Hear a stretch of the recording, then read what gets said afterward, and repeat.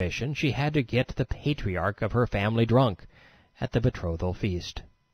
Once he was successfully intoxicated, Khadijah was able to coerce the consent she required. The odd couple was married, but it was not all a bed of cactus flowers. Their sons died in infancy. It was a terrible stain in a culture that, like Islam, attributed misfortune to godly disdain.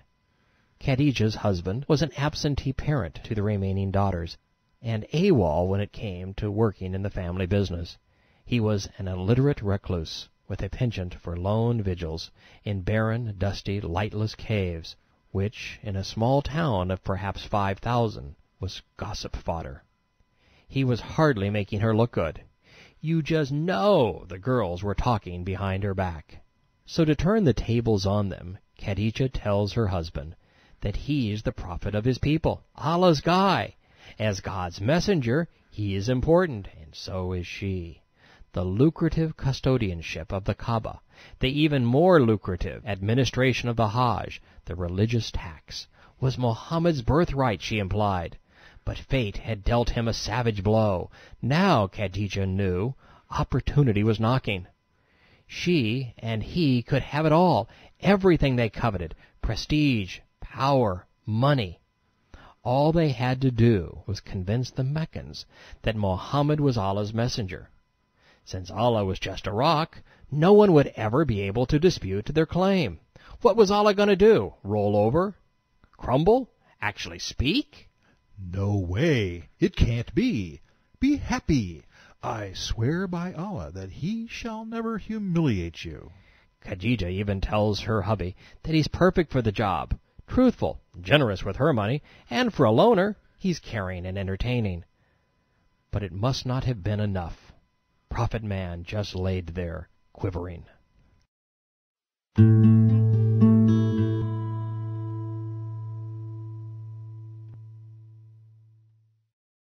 What little we have heard thus far makes no sense when attributed to divine revelation.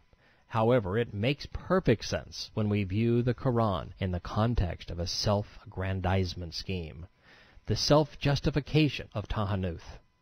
If I'm right, and Khadijah was trying to proselytize Muhammad, recruit him into her profitable prophet plan, what do you suppose she'd do next? Get someone religious to validate her claim, perhaps? Yes, indeed. Let's return to the hadith. Bukhari. Khadijah then took Muhammad to Waraka bin Nawfal. He was the son of Khadijah's uncle, and the brother of a sorceress. He was the only man in town who had embraced Christianity in the pre-Islamic days of ignorance.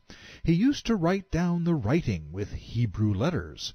He would write from the gospel in Hebrew as much as Allah wished him to write. He was very old and had lost his eyesight. Khadijah told Waraka, "Listen to the story of your nephew, my cousin." Waraka asked, "Nephew? What have you seen?" Muhammad described whatever he had seen. Waraka said, "This is the same one who keeps the secrets, whom Allah has sent to Moses. I wish I were young and could live up to the time when your people would expel you." Muhammad asked, "Will they drive me out?" Waraka said, "Yes, anyone who came with something similar to what you have brought was treated with hostility." A few days later, Waraka died, and the divine inspiration was paused for a long while. Ishaq tells us that Khadijah went alone to Waraka. Ishaq.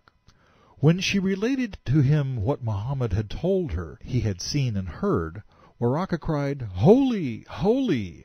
If you have spoken the truth, Khadijah." And what are the chances of that? "There has come unto him the Namus, the Spirit who appeared long ago to Moses. Tell Muhammad to be of good cheer, for he is to be the prophet of his people." So Khadijah returned to her husband and told him what Waraka had said. As a result, his fears were somewhat calmed. Tabari's account is presented in Muhammad's voice. Then she took me to Waraka and said, "Listen to your brother's son."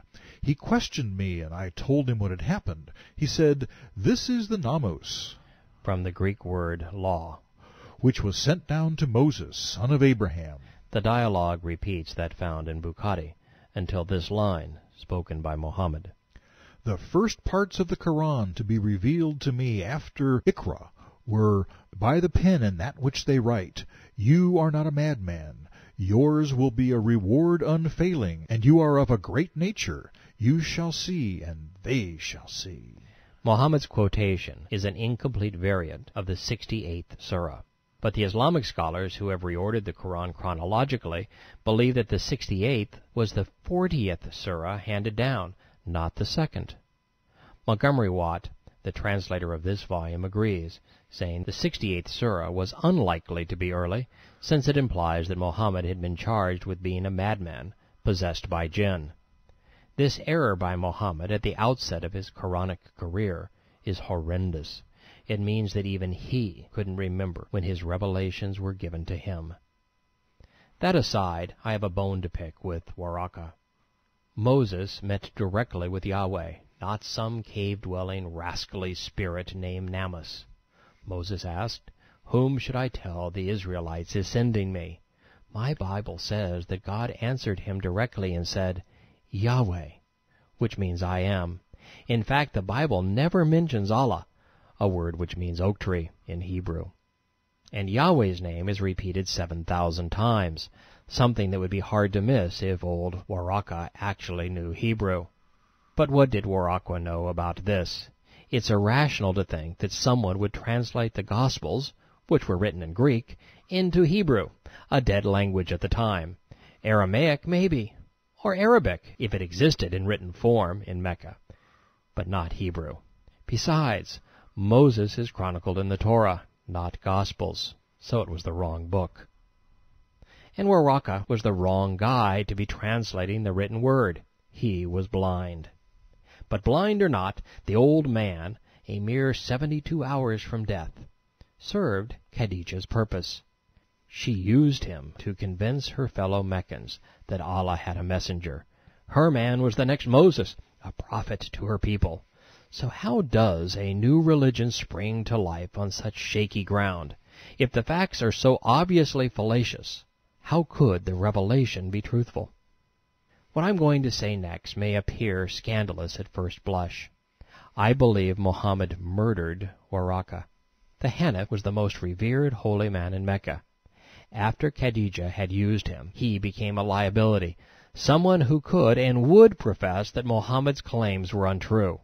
When you finish Prophet of Doom and discover how many men Muhammad assassinated for the same reason, I believe you'll share my view. Next we learned that even Khadijah was troubled by Muhammad's dark adventure into the spirit world. Tabari and Ishaq.